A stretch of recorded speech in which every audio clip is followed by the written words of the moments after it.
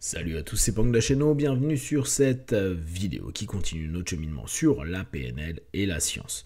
Ça va être certainement le dernier chapitre sur le sujet, en souhaitant que ça vous ait apporté quelques réponses à vos questionnements. Pour faire simple, la PNL n'est pas validée dans les processus et les protocoles PNL comme étant scientifiques. Maintenant, ce qui est pour nous le plus intéressant, c'est de se dire, ok, l'ensemble des postulats et des cheminements qui ont amené à avoir une PNL clinique qui est donc fonctionnelle sur le terrain est certainement très concret et performatif sur plein de problématiques.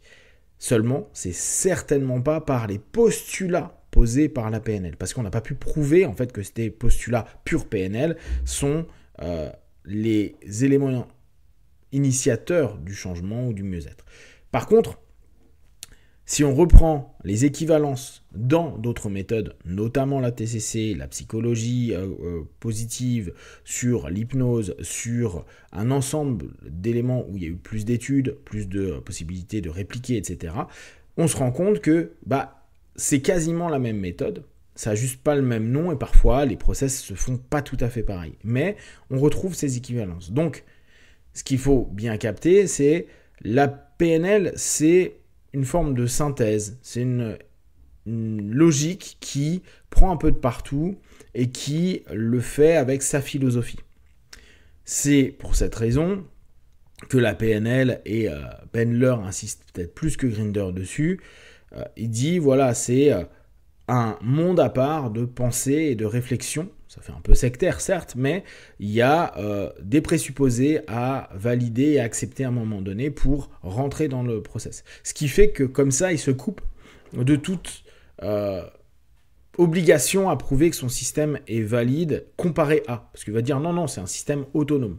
Mais comme on a pu se voir, sur la 3e, 4e génération, on se rend compte à quel point il y a peu d'influence pure PNL, et c'est surtout les autres méthodes qui ont complété les logiques de la PNL, dans lesquelles ils vont réutiliser les outils qu'ils avaient déjà pour ouvrir leur champ d'exploitation de la PNL. De ce qui était une PNL axée vers le mieux-être personnel, c'est arrivé à une PNL qui est en attention avec l'environnement, et puis de plus en plus sur un environnement, une globalité, voire même une spiritualité. Donc on voit à quel point la PNL a pu muter au fur et à mesure du temps et a donné un ensemble de logiques qui ne sont pas pure PNL, mais qui souvent reprennent la philosophie de la PNL, ou en tout cas qui est réadaptée à la philosophie PNL. Pourquoi la PNL est aujourd'hui non éprouvé par la science? Parce que les protocoles, ils n'ont pas été testés et reproduits, et souvent les professeurs de PNL vont modifier en fonction de leur feeling, en fonction de leur créativité, en fonction de plein de choses, ce qui fait qu'il est possible que vous connaissiez la même technique, admettons les submodalités, et que les enseignements que vous allez avoir dans différentes écoles ne va pas être le même process. C'est pas A, B, C, D, comme on peut l'avoir en TCC par exemple.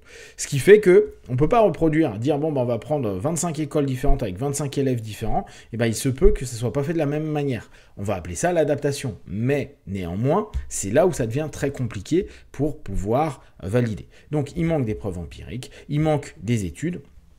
On met de côté. Prenons ce qui a été intéressant dans toute cette logique. Sur la première génération, on peut maintenir la notion des ancrages qui a été validée par les principes pavloviens, le conditionnement classique. Les métamodèles, on a pu voir que c'était un petit peu compliqué. Il y avait des choses intéressantes, notamment sur les principes de Chomsky, mais Chomsky est un peu revenu dessus, donc ça manque de notions purement valides, sachant même que Chomsky avait mis en avant le fait que la manière dont il utilisait, alors il nommait pas la PNL, mais ses travaux n'étaient pas tout à fait justes. Il y a donc un manque de rigueur méthodologique, une absence de protocole reproductible, ça c'est connu. La deuxième génération, donc, ils bossent plus sur les croyances, les valeurs, l'intégration systémique commence à se faire. Sur les croyances-valeurs, partiellement validées via les concepts de psychologie cognitive, ça on est d'accord. Sur les techniques diverses, c'est souvent inspiré de la TCC, mais on va prendre par exemple la Marelle, parce qu'on en a parlé pendant cette série, la Marelle des croyances, c'est pas... ça n'a pas été fait scientifiquement, il n'y a pas de validation empirique spécifique. Donc il y a une grosse interprétation des praticiens, c'est ce que je vous disais précédemment.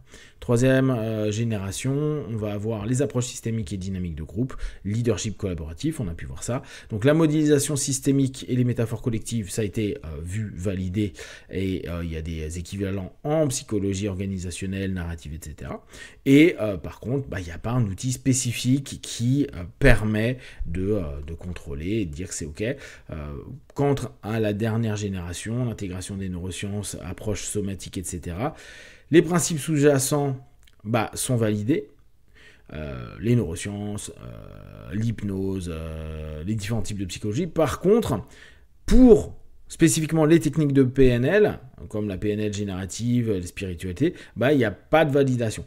Attention, c'est pas parce que les principes sous-jacents sont nommés que pour autant, ils sont intégrés dans de la pure PNL. C'est là où c'est quelque chose d'un petit peu ambigu à ce moment-là. Donc, les principes de base, on va dire que c'est OK avec les ancrages, les recadrages, etc. Parce qu'on a vu des équivalences. Les approches systémiques, c'est bien établi, mais c'est pas de la PNL en tant que telle. L'utilisation des métaphores, idem, ça a été reconnu par des psychologies cognitives et ou par l'hypnose. L'intégration somatique, idem, ça a été validé.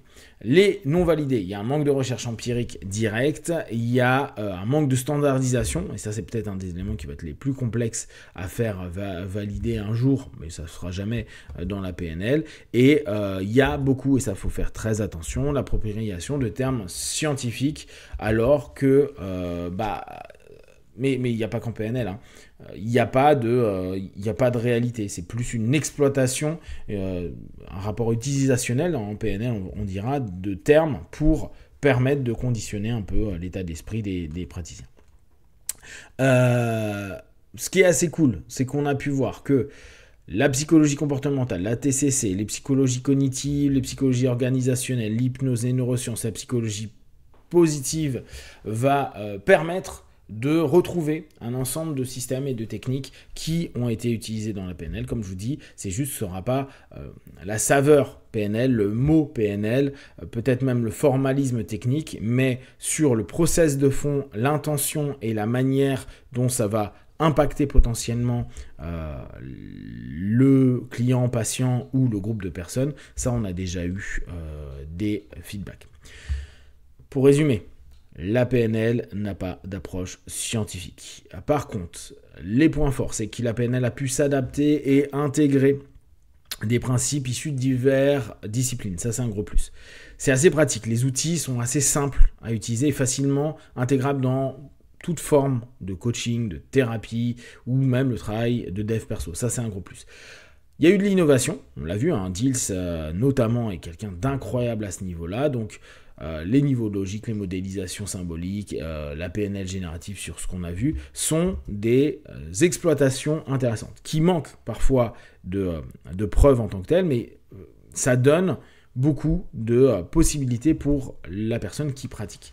Les limites qu'on va avoir, c'est le manque de validation scientifique directe. La plupart des concepts sont basés sur des disciplines reconnues. Le problème, c'est que les techniques spécifiques manquent de recherche empirique. Il n'y a pas de standardisation, donc l'absence de protocole rigoureux limite la reproductivité. Et l'appropriation parfois trop vague de concepts scientifiques, mais ça c'est dès le départ. Programmation neurolinguistique, tout ça c'est un grand mot marketing, mais ces termes-là, ils sont utilisés avec un gros manque de rigueur et tout simplement de connaissances. Si vous avez des questions et des remarques, partagez sur Facebook, YouTube, j'y répondrai le plus rapidement possible. Comme d'habitude de tout ce que je propose, ne prenez que ce qui est bon et juste pour vous tester, observer, analyser et conclure. Be one. Ciao.